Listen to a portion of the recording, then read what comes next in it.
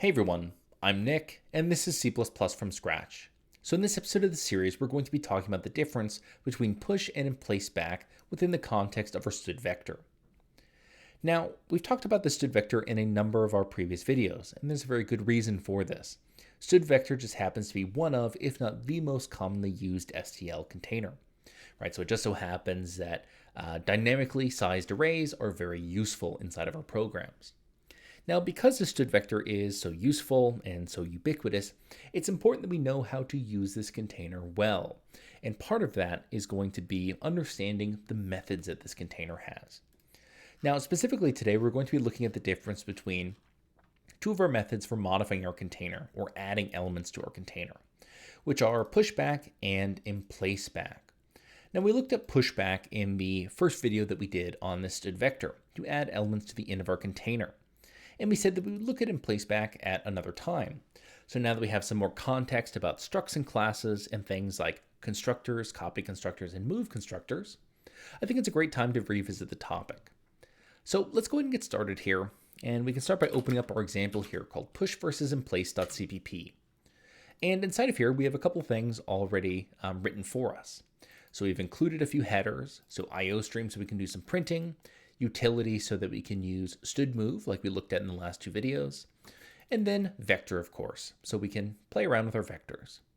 Now, another thing that we have defined in here is our some struct s, right? And this is just a very simple struct here. It's got a single data member, this integer x, and then we have a constructor, a copy constructor, and a move constructor. And each of these methods announces who they are, right? So we'll be able to see when we're calling each of these different kinds of constructors inside of our code. Okay, so if we go down to our main function here, all we've done so far is create some vector that will hold objects of type s. Now we can start by playing around with our pushback method. So let's go ahead and open up that page on CBP reference. Now we know from our past couple of videos related to move and move constructors that we have two different forms of pushback. One that takes just a normal reference here, and one that will take this R value reference. And the difference between them is that one of them will end up doing a copy and the other one will do a move. So let's go ahead and take a look at these two forms of pushback. So we can start off by just creating some object of type S. So we'll create some object called S, and we'll initialize X, that data member of our object, to 10. And then we can go ahead and push back this object into our vector. So we can do something like my vector.pushback, and then we'll use s as an argument here.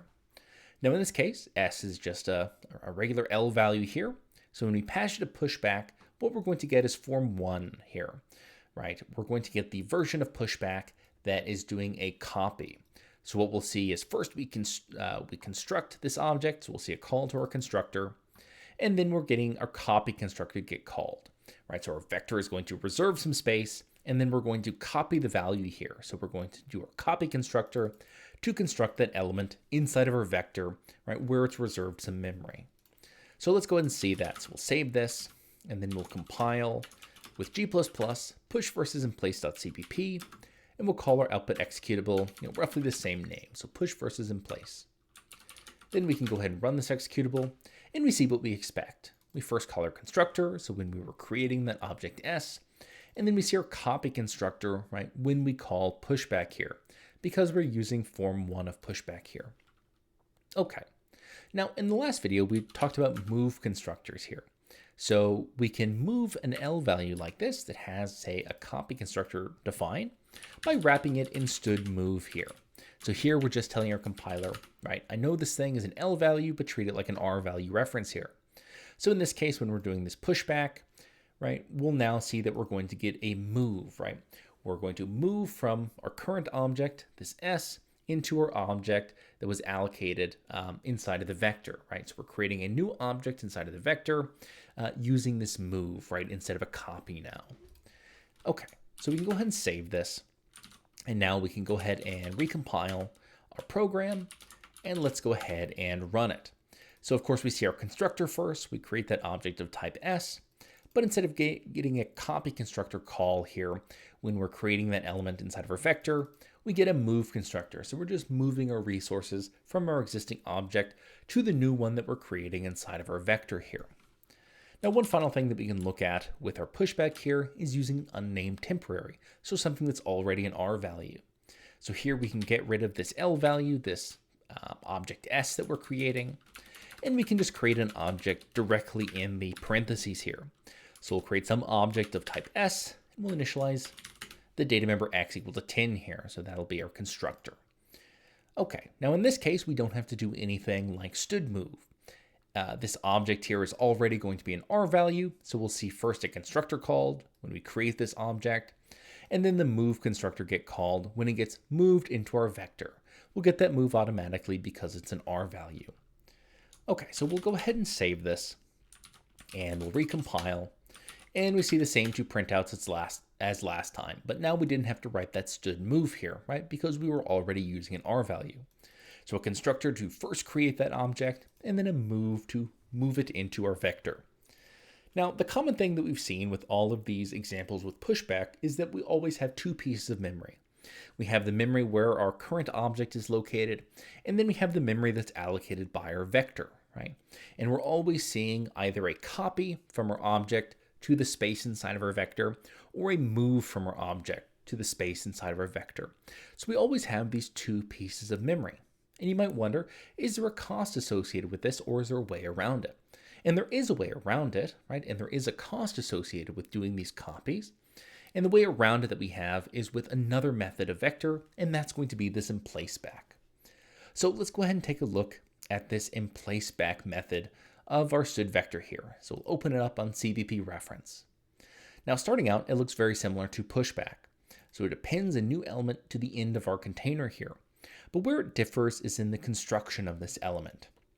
So here we can see that unlike our pushback, where we were doing something like a copy or a move, our emplaceback is going to construct the element in place at the location provided by the container.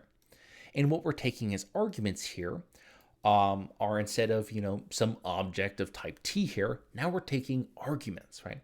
And these are going to be the arguments to, say, our constructor. So now instead of, say, creating an object and moving it or copying it into our vector, now we're just going to create the object in place inside our vector. So we're not going to call something like a copy constructor or a move constructor. We'll just construct the object inside of the memory allocated by our vector. So let's go ahead and see that. So we'll go ahead and open up this push versus emplace.cpp again. And inside of here, let's go ahead and get rid of this call to pushback. And instead, we're going to add a call to emplaceback. And instead of passing some object, right, of type S here, what we're going to pass is the arguments to our constructor here. So just say an integer like 10. So what we're doing here is, instead of creating some object ahead of time and copying it or moving it into our vector, now we're just going to call our constructor at the place inside of our vector where it's going to live, right? That way we don't have to do anything like a copy or a move, right? We're just forwarding these arguments to our constructor to build it inside of our vector. Okay, so let's go ahead and see how we can build this object of type S directly inside of our vector. So we'll save this, and we'll go ahead and recompile push versus emplace, and we can go ahead and run it. And you can see, instead of seeing a constructor followed by a move or a copy, now we just see a single constructor get called. We're just constructing our object of type S directly inside of our vector now, using this method emplaceback, right? So this can be a big performance win, right? By forwarding these arguments to, say, our constructor using something like emplaceback, rather than doing, say, moves or copies. Okay, so that's going to go ahead and do it for today. That's a brief look at the difference between push and emplaceback, now that we have all the right context surrounding these constructors and copy constructors and move constructors. Now, as always, you can find this and any of the other examples at github.com/coffeebeforearch. But that's going to go ahead and do it for today. As always, I'm Nick, and hope you have a nice day.